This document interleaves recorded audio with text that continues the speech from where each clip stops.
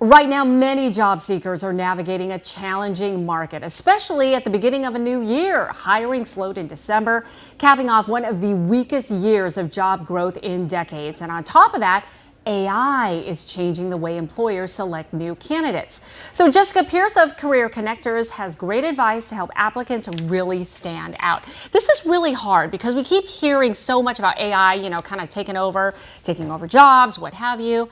And, it's difficult for people to really stand out. But I like how you kind of chunk it up on the advice, starting with, you say, beat the bots before you impress the human. What do you mean by that? Yeah, so you want to use keywords that match the job description. Okay. Something people don't think about is every single time you apply to a job, you should be updating your resume so that it matches the job that you're applying for. It's not the cookie cutter resume that you're like sending all over to, 5 different other. No, and when people tell me they apply to hundreds of jobs, that means they just click and submit. And that's not going to work.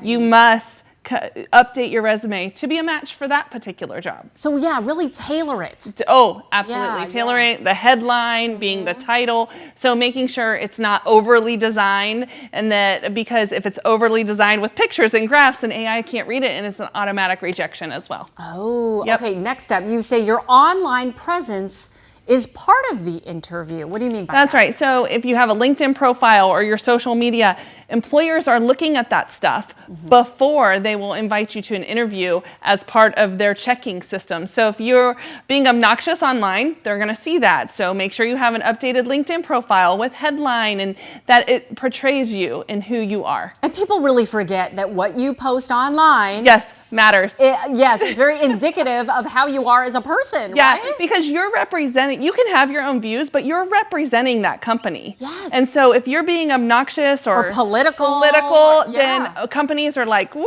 I'm not really interested in that candidate. Showing you at the bar at a party with 5 drinks, like, I don't know if I want to hire that person. That's not who they want to hire. Yeah, exactly. Okay. Now, you also say that human skills are the differentiator. That's huge. It is. And so even with AI, about 50% of job descriptions right now talk about AI and being able to use it, but it's the personal skills, what we call the professional skills or the soft skills that are really important. That's communication, being able to solve problems.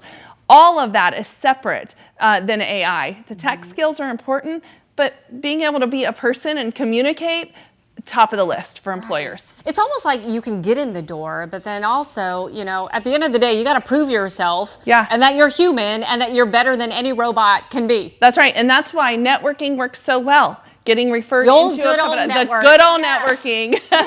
Who do you know? Who do you know? Who do you know that can connect you to a really great job? And we were talking before that, it's very interesting because a lot of people will run their, resume or what have you through the AI system, right? The ChatGPT, whatever you want to call it.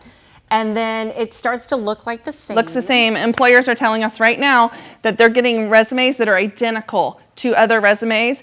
Don't do that. Now you can use AI to edit, modify, enhance, but you need to write your resume. It needs to be your information, your skills, and your personality into that document that represents you. And I was given an example about my niece who was doing essays to dental schools.